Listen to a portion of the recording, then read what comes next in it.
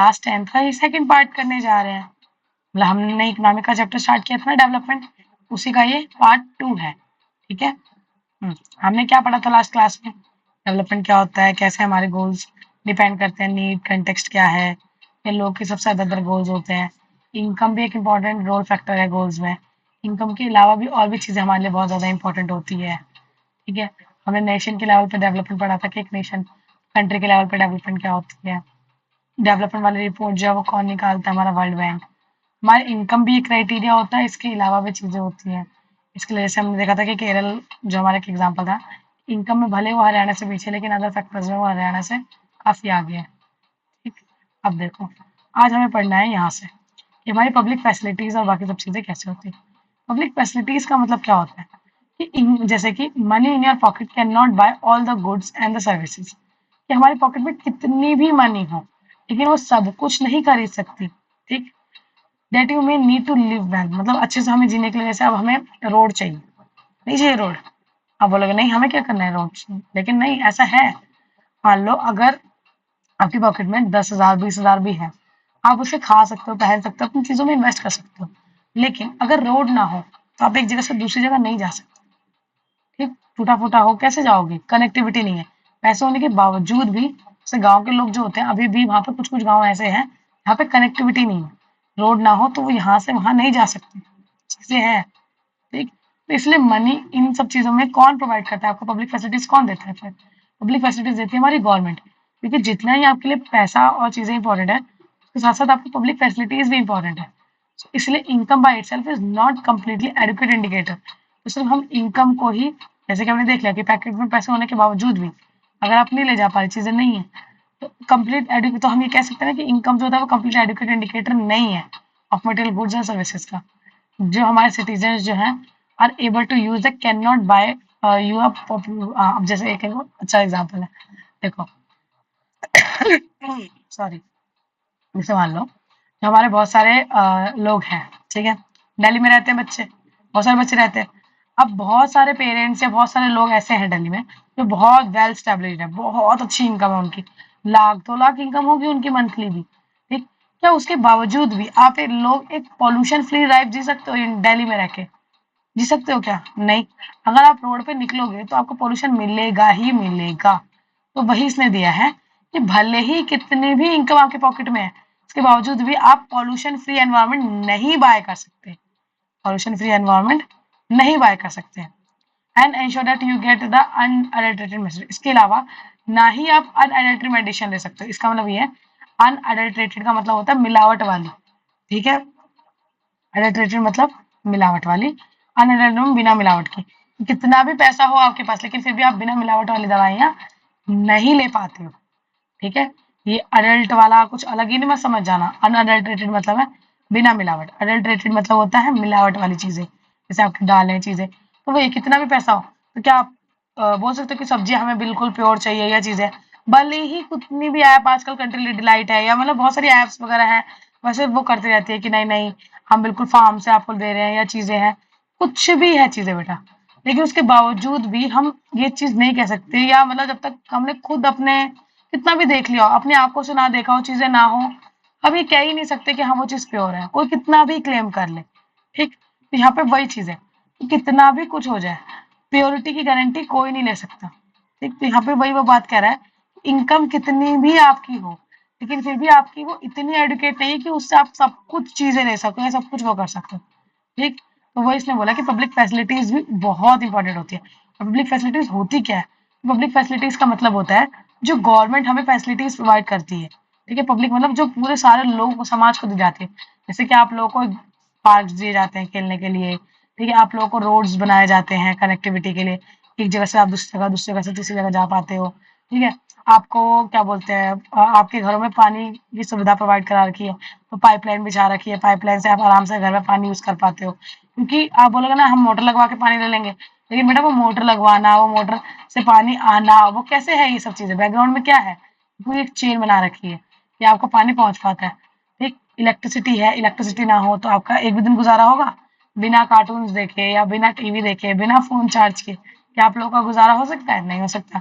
ये सब भी चीजें क्या है, ये इलेक्ट्रिसिटी भी तो आप चार्ज करने के लिए भी इलेक्ट्रिसिटी तो चाहिए, वो फैसिलिटी कहाँ से मिली आपको?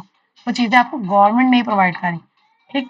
इसको याद रखना है कि पब्लिक फैसिलिटीज़ क्या होती है, और पब्लिक फैसिलिटीज़ जहाँ पे जितनी अच्छी होती है, उतना ही वो डेवलप होता है। ये बहुत सारे इंडिकेटर्स में बहुत हाई होता है।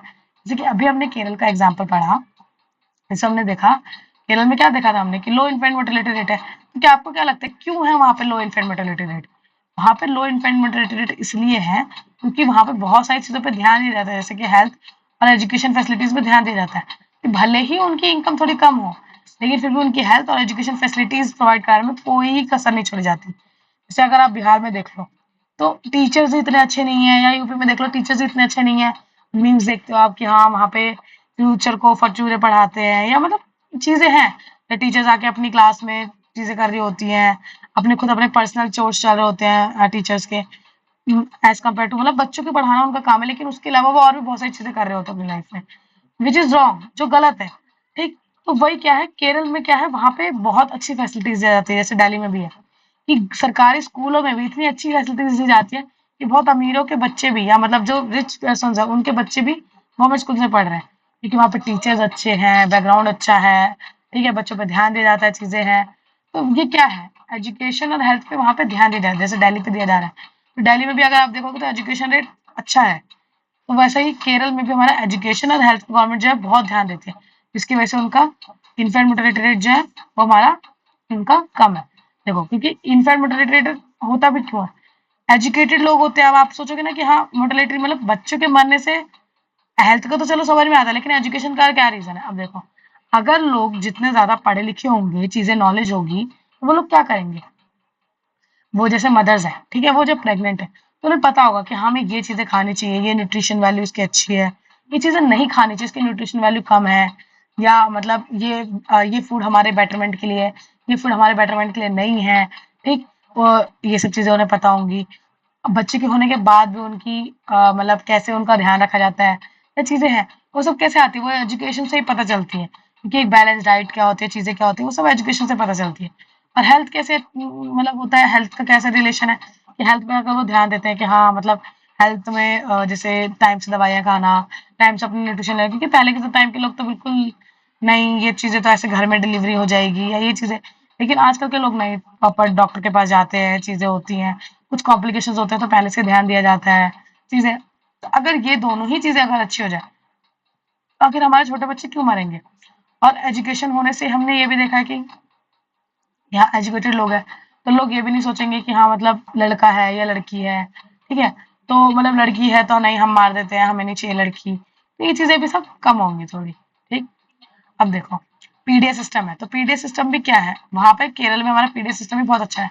पब्लिक डिस्ट्रीब्यूशन फंक्शन, पीडीएफ है, मतलब पीडीएस होता क्या है, ये जो है हमारा पब्लिक डिस्ट्रीब्यूशन, ये सबको मतलब पता है या नहीं पता नहीं, बता दो। देखो जो राशन बांटे जाते हैं ना अलग अलग स्टेट्स में, गेहूँ, चावल, दालें, ठीक है, और इसके अलावा भी पहले के टाइम पे जो था, आपको चीनी भी मिलती थी, या अभी भी मिलती है बहुत सारे कार्ड्स पे चीनी मिलती थी, ठीक है।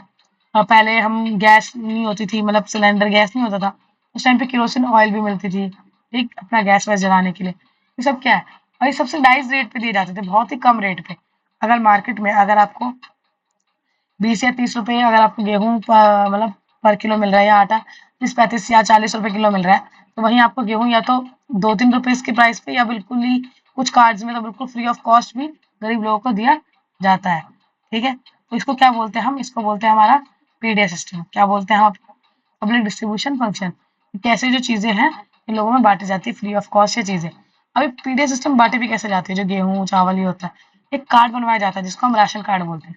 राशन कार्ड के द्वारा हमारे ये सब चीज़ें प्रोवाइड की जाती है, ठीक। इसके अलावा भी आपके स्कूलों में क्या था, गवर्नमेंट स्कूलों में मिड डे मील स्टार्ट किया गया था, ठीक। तो मिड डे मील भी एक तरह की क्या है, वो भी एक पब्लिक फैसिलिटीज है, ठीक। कि मतलब लोगों को मिड डे मील प्रोवाइड किया गया बच्चों को, तो बच्चे क्या करेंगे, खाना खाने के बहाने, जो गरीब बच्चे हैं वो खाना खाने के बहाने स्कूल आएंगे, उससे भी उनकी हेल्थ भी अच्छी होगी और एजुकेशन भी मिल जाएगी साथ के साथ। तो ये इसने लिखा है कि पीडीएस जो सिस्टम होता है, जैसे कि health and nutrition status of the people of such states is certainly will like to be the better, ठीक है, जहाँ पे हमारा पीडीएफ सिस्टम बहुत अच्छे से लागू होता है। अगर मान लो जैसे बिहार है, वहाँ पे हो सकता है कि बीच में हमारे जो मतलब वो बोगस बेनिफिशियरी होते हैं हमारे बिहार में, यूपी में ना बहुत ज़्यादा बोगस बेनिफिशियरी होते हैं, जो मतलब जैसे हम बोलते हैं ना कि अलग अलग नामों से, मतलब जिनको मिलनी भी नहीं चाहिए उनको फैसिलिटी मिल जाती है, और जिनको फैसिलिटी मिलनी चाहिए जो असल में गरीब है उनको मिल ही नहीं रही है। ठीक, गलत गलत कार्ड्स बनवा लेते हैं, झूठे झूठे कार्ड्स बनवा लेते हैं। तो ये यूपी बिहार में ये सब चीज़ें बहुत ज़्यादा होती है, इसलिए यहाँ पे नीडी को नहीं मिल पाती, और जो नॉन नीडी होता है या रिच होता है उसको मिल जाती है फैसिलिटीज। वहीं अगर दूसरी तरफ अगर हम केरल को देखें, केरल में देखें या अदर स्टेट्स में देखें, तो वहाँ पे इन सब चीज़ों का भी बहुत अच्छे से ध्यान रखा जाता है, जिसकी वजह से उनकी जो हेल्थ और ये सब चीज़ें बहुत अच्छी रहती है। ठीक, अब देखो human development report. Human development report क्या होता है, पहले तो ये जान लो कि ह्यूमन की डेवलपमेंट देखी जाती है। ठीक, इसकी जो रिपोर्ट है वो कौन निकालता है, वो यूएनडीपी निकालता है। ये करता क्या है, ये कंपेयर करता है कंट्रीज को दो चार चीज़ों के बेस पे, जैसे कि हमारा एजुकेशन लेवल कितना अच्छा है, उनका हेल्थ कैसा है, और पर कैपिटा इनकम कैसी है। हेल्थ, एजुकेशन और पर कैपिटा इनकम। इसमें अगर हम इधर देखें तो देखो श्रीलंका में ग्रॉस नेशनल इनकम जो है पर कैपिटा वो सबसे ज़्यादा है, अगर हम अपने नियर बाय कंट्रीज के देखें, उनकी 11,899। ठीक, उनकी लाइफ एक्सपेक्टेंसी जो है, वो 76 है, और उनकी कितना बच्चे स्कूल जाते हैं, मतलब 25 एज तक के ऑन एन एवरेज, तो वो है आपके 11.2। ठीक, एंड एच डी रैंक कितनी है उनकी 78। लेकिन अगर हम इंडिया के कंपेयर में, मतलब इंडिया की देखा जाए, तो सब में अच्छा क्या है, मतलब ये जो है श्रीलंका वो सब में अच्छा है। लेकिन भाई अगर हम इंडिया की देखें, तो इंडिया में क्या है, 6,951 जो है हमारी ग्रॉस नेशनल इनकम है per capita. Life expectancy India में कितनी है, 67 है। क्या अब हम देखते हैं लाइफ एक्सपेक्टेंसी का मतलब क्या होता है, मैं बता देती हूँ। देखो एक इंसान को कितने सालों तक जीने की उम्मीद है, यहाँ पे लास्ट में दिया है क्या, इसका नाम से पता चल रहा है कितनी average expected length of life है किसी पर्सन की at the time of the birth. जैसे अगर कभी कोई जन्म हुआ किसी का, तो हम क्या बोलते हैं, हाँ 60-70 साल जिएगा। क्योंकि हमने देखा भी है कि हमारे यहाँ पे बहुत कम ही लोग हैं कि हाँ 80-90 तक भी पहुंच रहे हैं, जो पुराने टाइम के हैं वही पहुंच रहे हैं। आजकल के तो बस 60-70 बस डेथ हो जाती है। तो इतनी ही एक इंसान हेल्दी लाइफ जी पा रहा है। एक मीन स्कूल ईयर्स, मतलब अब ऐसा बोलेंगे 25 साल के बच्चा तो स्कूल जाता है, लेकिन ऑन एन एवरेज देख रहे हैं कि हाँ हमारा 25 साल के एज तक कितने बच्चों ने स्कूलिंग करी है, कितने साल की स्कूलिंग रही है। ठीक, इसके साथ साथ आपकी सिर्फ स्कूलिंग से नहीं इसमें मतलब होता है, इसमें और भी जैसे आपकी कॉलेज की चीज़ें या मतलब वही है, कितनी आपने पढ़ाई कंटिन्यू रखी है। तो मीन ईयर्स ऑफ स्कूलिंग कितनी रही है, पीपल एज 25 एंड अबव। ठीक, इंडिया में से 6.5 रही है। वही हमारा एसडीआई रैंक जो है वो कितना है, 134। डाटा याद रखना, डाटा 2023-24 के हिसाब से न्यू डाटा है ये, आप इसे डायरेक्टली कोट कर सकते हैं। अब क्या है, एचडीआई जो है हमारा, इसका मतलब मैंने बता दिया, ह्यूमन डेवलपमेंट इंडेक्स। इसमें जो डाटा दे रखा है, इस डाटा में कितनी कंट्रीज ले रखी है हमने, टोटल 193 कंट्रीज में ये ले रखा है, उसमें हमारी रैंक 134 है। दिख रहा है इंडिया कितना पिछड़ा हुआ है अपने ह्यूमन डेवलपमेंट में। लाइफ एक्सपेक्टेंसी मैंने मतलब बता ही दिया। पर कैपिटा इनकम भी अभी हमने देखा था कि जितने भी टोटल इनकम है, अगर हम उसे टोटल पॉपुलेशन से डिवाइड कर दें, पर कैपिटा इनकम निकल जाएगा। ठीक, और इसे पर कैपिटा इनकम जो यहाँ पे निकाला है वो कैसे निकाला है, डॉलर्स में निकाला है, कंपेयर करने में, ताकि वो आराम से कंपेरेबल हो। ठीक, अब देखो सस्टेनेबिलिटी ऑफ द डेवलपमेंट, कि हमारी डेवलपमेंट जो है इतनी कैसे क्या सस्टेनेबल रहेगी या कैसे रहेगी, इसके बारे में भी हमें थोड़ा पता होना चाहिए। जैसे कि ग्राउंड वाटर जो है आपका, ग्राउंड वाटर जो है वो एक रिन्यूएबल रिसोर्स है। ठीक, ग्राउंड वाटर मतलब जैसे आप ज़मीन होती है, ज़मीन के अंडर का जो नीचे का जो पानी होता है उसे हम क्या बोलते हैं, ग्राउंड वाटर बोलते हैं। ये जो रिसोर्सेज है वो रिप्लेनिश किया जाता है बाय द नेचर के द्वारा। ये एक in case of the crops and plants है। हाउएवर इवन these resources में भी ओवर यूज। अब देखो आपको पता है कि जो हमारे ज़मीन के अंदर का पानी है वो सबसे ज़्यादा कौन यूज़ करता है, वो सबसे ज़्यादा यूज़ करते हैं हमारे फार्मर्स। क्योंकि नीचे से फार्मर्स हो गए, इंडस्ट्रीज हो गई, वो लोग क्या करते हैं, नीचे से पानी ट्यूबवेल्स के थ्रू या चीज़ों के थ्रू ऊपर लेके आ रहे हैं। ठीक है, ऊपर लेके आ रहे हैं, अपने फार्मिंग में यूज़ कर रहे हैं। ठीक, उनकी पानी की जो रिक्वायरमेंट है उनको फुलफिल कर रहे हैं। ठीक, लेकिन इसमें दिक्कत क्या हो जाती है कि ऐसा नहीं कि आप यूज़ कर ही नहीं सकते, यूज़ कर सकते हो, लेकिन उसमें क्या, वो एक रिन्यूएबल रिसोर्स भी है। रिन्यूएबल रिसोर्स का मतलब मैंने आपको बताया है वहाँ, याद है आपको, मैंने आपको ये सब किसमें पढ़ाया था, ज्योग्राफी में पढ़ाया था रिन्यूएबल रिसोर्स। अगर किसी को पता है तो वो कमेंट सेक्शन में बता सकता है। ठीक, अगर किसी ने ज्योग्राफी की वीडियो नहीं भी देखी है तो मैं बता देती हूँ कि रिन्यूएबल रिसोर्स का मतलब होता है ऐसे रिसोर्सेज जो बार बार रीजनरेट हो जाते हैं। जैसे कि आपका सोलर एनर्जी, सूरज ऐसा नहीं है जो खत्म हो जाएगा सूरज की रोशनी। ठीक, वैसे ग्राउंड वाटर ऐसा नहीं कि खत्म हो जाएगा, लेकिन इनको रिन्यू होने में भी थोड़ा टाइम लगता है। ठीक। अब नॉन रिन्यूएबल वाले में तो बिल्कुल बहुत ज़्यादा टाइम लगता है, लेकिन रिन्यूएबल वाले में कुछ तो टाइम लगता है यार। उसको भी अगर आपने ओवर यूज़ कर लिया, जिस रेट से आप खर्च कर रहे हो उस रेट से अगर आप ना बनाओ, वो तो खत्म नहीं हो जाएगा ना, मतलब खत्म नहीं होगा, लेकिन फिर भी बहुत ज़्यादा ओवर यूज़ तो हो ही जाएगा, जो कि हो भी रहा है। आज के पहले क्या होता था ना बेटा, देखो जितना भी हम यूज़ करते थे उसके साथ साथ बारिश आती थी, पानी नीचे चल जाता था। मान लो आपने पानी निकाल के हमने अपने उसमें डाला, खेतों में डाला पानी, खेतों में डाला, आपने अच्छे से सिंचाई करी, चीज़ें करी। उसके साथ-साथ अब बारिश भी आई, थोड़ा-सा इवेपोरेशन में गया, चीज़ें हुई, बारिश आई, वो सारा पानी नीचे फिर से ग्राउंड वाटर में रिचार्ज हो गया। क्योंकि सारा हमारी कैसी ज़मीनें थी, कच्ची ज़मीनें थी या हमारी मिट्टी वाली चीज़ें थी, आराम से वो हो गया, वो नीचे चला गया। लेकिन आज की डेट में क्या होता है बेटा, आज की डेट में लोगों ने सबने पक्के-पक्के घर कर लिए, सीमेंट हो गया हर जगह, बस सीमेंट, सीमेंट, सीमेंट। सीमेंट के हमारे जो ये है रोड्स हैं, सारी जो चीज़ें हैं, गलियाँ हैं, सब सीमेंट की बन गई है। इसकी वजह से जो पानी बारिश में आता है, या तो वो इकट्ठा हो जाता है और वो नालियों में जाता है, ये जो इससे हमारी रिवर्स खराब होती है, या तो वो इधर-उधर हो जाता है, मतलब लेकिन वो नीचे ग्राउंड में बहुत कम जाता है, ठीक है? लेकिन वो क्या होता है, हमारे ग्राउंड में बहुत क्या होता है, बहुत ज़्यादा कम जाता है। इसीलिए इसमें क्या दिक्कत होती है कि वो ग्राउंड वाटर रिचार्ज प्रॉपरली नहीं हो पाता है, ठीक? अब देखो नॉन रिन्यूएबल रिसोर्सेज क्या होते हैं, वो रिसोर्सेज जो एक बार अगर खत्म हो जाए, तो वो जो है रिप्लेनिश होने में, फिर से बनने में बहुत ही लंबा समय लगेगा, बहुत मिलियंस ऑफ ईयर्स लगेंगे। जैसे कि अगर आपका कोल खत्म हो जाए, पेट्रोल खत्म हो जाए, फॉसिल फ्यूल्स खत्म हो जाए, तो उसे आज के आज नहीं बना सकते, ना ही 1-2 साल में बना सकते, उसके लिए मिलियंस ऑफ ईयर्स लगेंगे। जैसे कोल वोल बनाने में बहुत साल लगे हैं, बहुत ही ज्यादा साल लगे हैं उसे बनने में, ठीक। अब क्या है, इसका कॉन्सिक्वेंस देखेंगे, अगर हम इसका रिजल्टेंट देखेंगे, तो कॉन्सिक्वेंस क्या होता है हमारा एनवायरमेंटल डिग्रेडेशन का, कि ये जो environmental degradation do not respect nation और द स्टेट बाउंड्रीज, कि वो नेशन की या स्टेट की बाउंड्रीज की जो होता है वो नहीं देखता।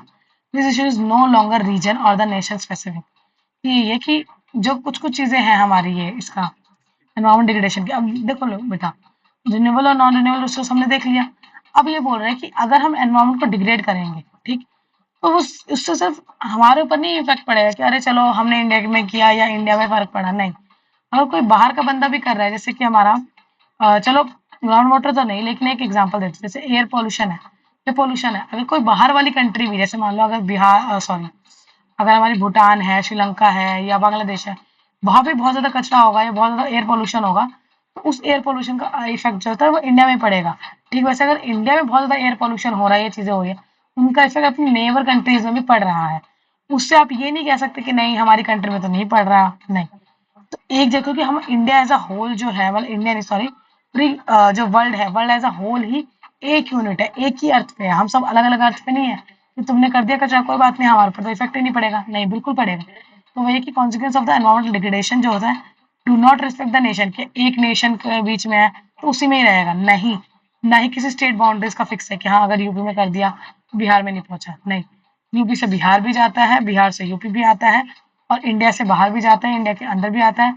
यूएसए का इम्पैक्ट ब्राजील को भी हो रहा होगा, ठीक। तो ये क्या है, इसका कोई स्पेसिफिक चीजें नहीं है, ये सब में एक समान है, ठीक है। तो इसीलिए हम सब लोगों को मिलकर ये चीज सोचनी चाहिए कि हमें अपना एनवायरमेंट कैसे बचाना है और डिग्रेडेशन नहीं करनी है, ठीक है। अगर किसी को किसी भी टॉपिक में डाउट हो तो वो पूछ सकता है। आज के लिए बस इतना ही, ठीक है। क्या करना है आपको, लाइक शेयर सब्सक्राइब, ठीक। मैंने एक चीज नोटिस करी है कि बहुत सारे बच्चे देख लेते हैं वीडियोस, लेकिन वो सब्सक्राइब नहीं करते। आप लोगों को सब्सक्राइब का बटन दबाना है, और एक बेल आइकन होता है ना, वो भी आपको दबाना है। इसके साथ साथ आप अपने फ्रेंड्स के साथ भी शेयर कर सकते हो। हमें अपना कंपटीशन जो है वो हेल्दी कंपटीशन रखना चाहिए, जहाँ आप अपने फ्रेंड्स को बताओ, जिसको बताओ, वो भी पढ़ेगा, आप पढ़ेगा, फिर इसके बाद आप एक दूसरे से डिस्कस करोगे कि हाँ तुमने ये टॉपिक देखा था मैम का, इस सारे टॉपिक का क्या मतलब था। इससे क्या होता है, एक हेल्दी कंपटीशन बनता है, इससे हमें कम नहीं ज्यादा आता है, हम कंपटीशन में भी चीजें कर पाते हैं, ठीक है। तो ये चीजें मत सोचा करो, कभी कभी मैंने सुना है कि बच्चे ये सोचते हैं कि नहीं मैंने उसे बता दिया तो उसके ज्यादा नंबर आ जाए। नहीं, अगर आपने उसको बता दिया, उसने भी देखा, आपने भी देखा, आप एक दूसरे से क्रॉस चेक करोगे तो और ज्यादा आप दोनों के ही नंबर क्लास में हो सकते हैं सबसे ज्यादा हो जाए, ठीक है। इसलिए सबको एक दूसरे के साथ शेयर करनी है चीजें, ठीक। मैंने बहुत सारे कैपिटल्स की ट्रिक्स डाल रखी है, आप सब लोग याद कर लो, क्योंकि आपके हिस्ट्री में वो बहुत काम किया, लोकेशन भी और उनकी कैपिटल्स भी, ठीक। जैसे अभी आपका पेपर में क्वेश्चन आता है कि हाँ सॉल्ट मार्च कहाँ हुआ, तो लोकेशन भी याद होना चाहिए कि हाँ आपको मैप दे देते हैं, उसमें आपको पहचानना होता है कि सॉल्ट मार्च कहाँ हुआ, तो सॉल्ट मार्च कहाँ हुआ था, गुजरात में हुआ, तो गुजरात में आपको टिक करना है, ठीक। गुजरात है कहाँ लोकेशन में, कैसे पता चलेगा? जब आप पूरी मैप की जो वो है सब देख लोगे, ठीक है? फिर लोकेशन वोकेशंस याद करते चलो अभी, ठीक है?